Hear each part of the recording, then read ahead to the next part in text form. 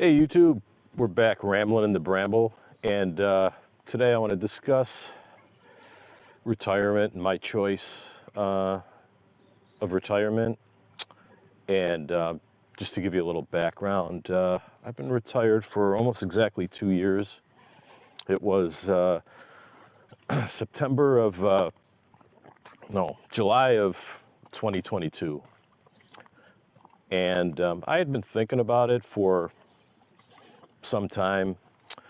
I retired not real young, but just relatively young, slightly a little younger than normal at 61. And I had been thinking about it since from my late 50s and the 60 and kind of adding everything up, weighing things and where things were at. And, I was talking to my financial planner a couple times and, about my situation, about my options, and then running it through their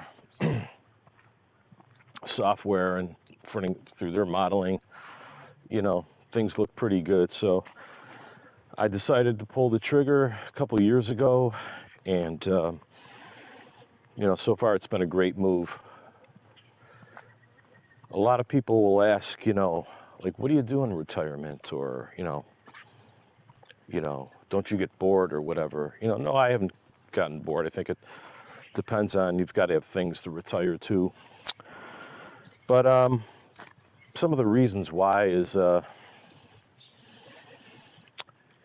been like a lot of people. I've been getting a little burnout. I didn't hate my company or dislike it, or the people that I worked with were great by and large. Like 90 something percent, 95, 98% of them. And it seems like sometimes the companies try to get more out of less people, when they downsize and things like that. And it's getting a little sick of the timelines and the deadlines. And we had some big projects where I was getting pretty burnout, and it was affecting my health.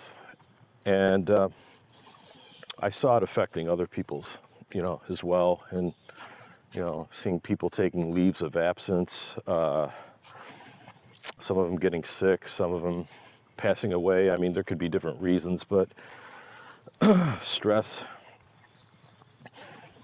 I think, is a biggie, So I was evaluating my life, how do I want to live it? What do I want to do? Do I want to let this thing, burn me out, or, going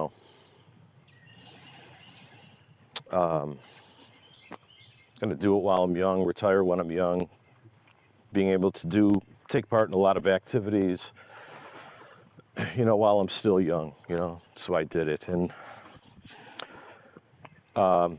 there's a lot of things to consider, where you stand financially, which you've got to be ready.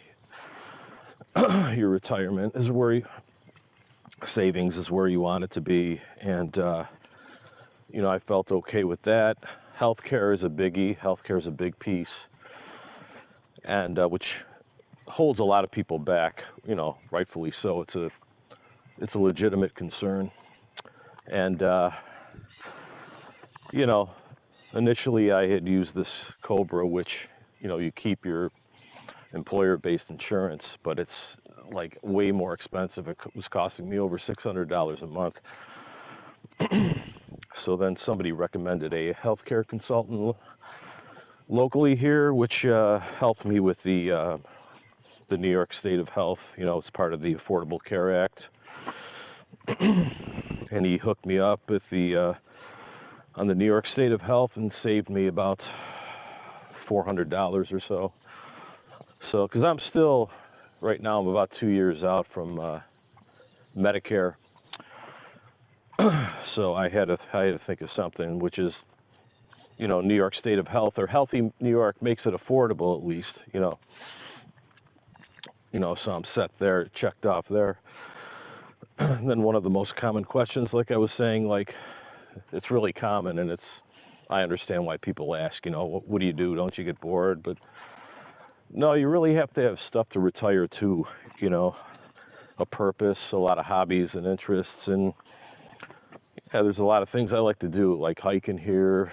I started the YouTube channel, which I enjoy. I'm trying, it's a kind of a side hustle, but I'm not there yet. But I would do this anyway because I just enjoy it and have fun. I'm working on more subscribers and more hits, but if it happens, it happens. But yeah, things like that. I like managing my investments and researching companies in the market and stocks and funds and bonds and stuff. And but also, yeah, if you have a lot of hobbies and interests, it isn't a problem. It's like sometimes it's like one of the problems is how am I going to find time to do everything I want? Or am I going to get things done because I'm too kind of scattered as far as my interests? So that's a key piece. Some people retire. I've known people that don't really have a lot of hobbies or interests, or they retire to the point where they're older and they can't do things. And so yeah. So yeah, for instance, I like mountain biking. I like I said, obviously hiking, music and guitar, and I want to do more with that and get together and jam with people. And volunteering, I enjoy volunteering. I'd like to get into more of that. And there's a great organization here, Boys and Girls Club. But maybe, hopefully I'll find some other volunteer opportunities. I'm sure I will. Yeah, just all kinds of stuff. Traveling, it opens up your time to do things you wouldn't have been able to do normally. And if you could do it, if you check off the boxes, I would seriously consider it because life's short, friends. And yeah, I just wanted to take a little time to talk about, just contemplating my retirement and why I did it. And, for anybody that's thinking about it, there's a lot of things you could do. Like I said, I didn't know I was going to be a content creator. I had thought about it. I want to start a podcast, maybe some type of music podcast.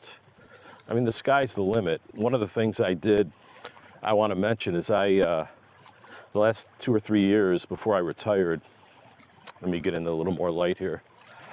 I started a list of things to do in retirement. And right now it's at about 400 something, I think. It's 400, between 400 and 500 different things. Some of the stuff I'll probably never get to, obviously. Some of the stuff I've done, some of the stuff I'm doing or in the process of doing. Some of the topics are doable. So yeah, there shouldn't be any reason to run out of things to do, if you're worried about that. So yeah, folks, I just wanted to take a little time in a few minutes and shoot the shit with you about retirement, my retirement, and why I decided to do it. So rambling the bramble and keep rambling on. And till the next one, take care. Bye-bye.